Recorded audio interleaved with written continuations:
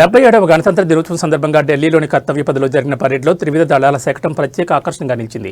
పాకిస్తాన్ ప్రేరేపిత ఉగ్రవాదులపై భారత్ చేపట్టిన భారీ సైనిక చర్య ఆపరేషన్ సింధూర్ను ఈ శకటం ద్వారా ప్రదర్శించారు. భారత సైన్యం, నౌకాదళం, వాయుసేనల సంయుక్త పోరాట శక్తికి, ఐక్యతకు ఇది ప్రతీకగా నిలిచింది.